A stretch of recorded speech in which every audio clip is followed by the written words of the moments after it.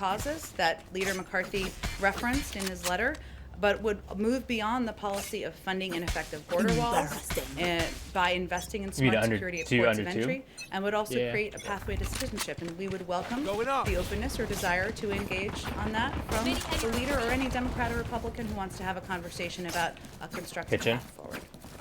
Go ahead. A couple of follow-ups if I can. First on the AUMF discussion.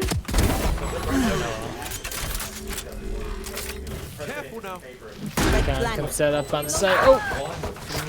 Oh, she's so lit. Kitchen. He wants to discuss Oh my God. a narrow and specific framework moving forward. Obviously, it's outdated. Those are 18 years old.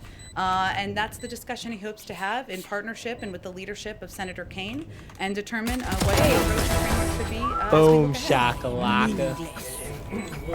Looking at the sort of the CRA